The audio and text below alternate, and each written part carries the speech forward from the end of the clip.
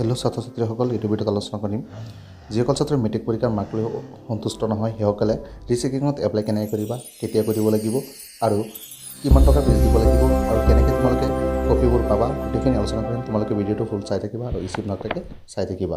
আৰু যদি প্ৰথমবাৰ আহিছে চেনেলটো ছাবস্ক্ৰাইব লাইক কৰিবা।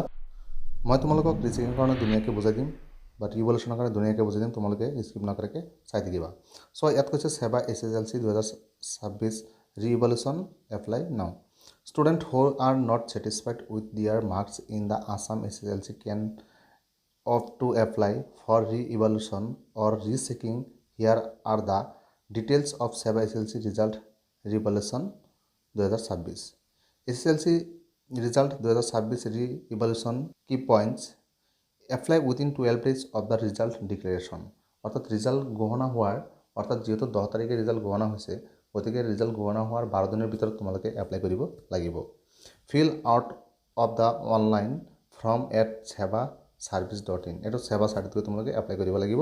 ৰিভলিউশ্যন ফিজ হৈছে 350 টকা পাৰ ছাবজেক্ট, অৰ্থাৎ তোমালোকে 350 টকাকৈ ছাবজেক্ট পাৰ ছাবজেক্টত এপ্লাই কৰিব লাগিব। কিন্তু তোমালোকে আৰু এটা আছে 550 টকা, সেইটোৰ বিষয়ে তোমালোকে কম, কোনটো বেষ্ট হয় এইটোৰ বিষয়ে কম, কোনটো তোমালোকে ধুনীয়াকৈ মানে নিজেই চাব পাৰিবা, নিজৰ লিখাখিনি কপিখিনি চাব পাৰিবা।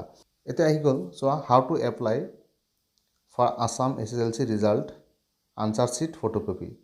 এটা হৈছে ৰিভলিউশ্যন আৰু এটা হৈছে আনচাৰ শ্বীট। যদি কোনোবাই বিচাৰে, অৰ্থাৎ যিকেইটা লিখিছিলা কপি, এইকেইটা কপিটো কেনেকৈ তোমালোকে এপ্লাই কৰিবা কপিৰ কাৰণে চোৱা। Student can also' request the photocopy of evaluated answer script. Fees 550 per subject include rechecking. অৰ্থাৎ ৰিচেকিঙৰ লগত তোমালোকে কি পাই যাবা, ফটোকপি পাই যাবা। গতিকে বেষ্ট কোনটো হ'ব, 350 টকা নে 550 টকা, এইটো মই তোমালোকে কৈছোঁ চোৱা।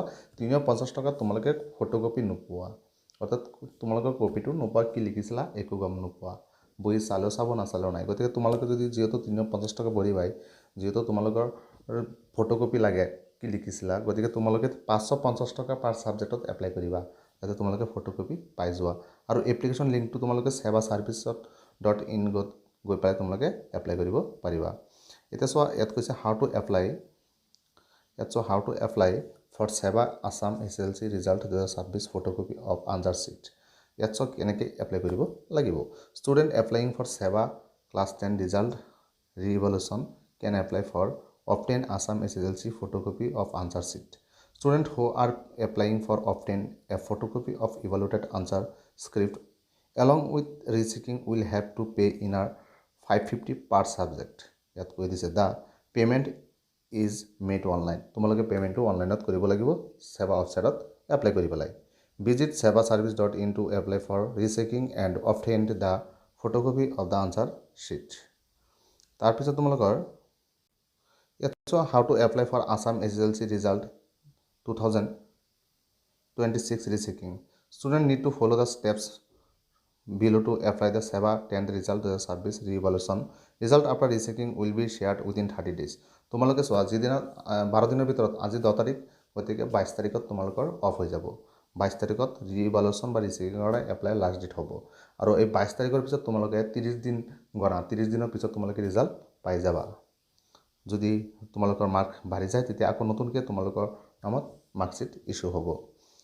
তাৰপিছত ইয়াত চোৱা তোমালোকে কি আছে, student must return the original marksheet to receive the update 1 marksheet আছিল, এইটো মাৰ্কশ্বিট ৰিচিভ লৈ যাব আৰু নতুনকৈ তোমালোকৰ নামত মাৰ্কশ্বিট আহিব। ৰিচেকিঙৰ বিষয়ে যদি তোমালোকৰ কিবা ক'বলৈ আছে তোমালোকে কমেণ্ট বক্সত জানিব পাৰিবা, মই তোমালোকক কমেণ্টত নিশ্চয় ৰিপ্লাই দিম। আৰু তোমালোকে চেনেলটো ছাবস্ক্ৰাইব কৰিবা। যদি কোনটো ছাবজেক্টত মাৰ্ক আহিছে তোমালোকে নিশ্চয় কমেণ্ট বক্সত কমেণ্ট কৰি জনাবা। আৰু কেইটা ছাবজেক্টত কম আহিছে সেইটো জনাবা, কিমান পালাহেঁতেন সেইটো জনাবা তোমালোকে। থেংক ইউ ভেৰি মাছ ভিডিঅ'টো চোৱাৰ বাবে।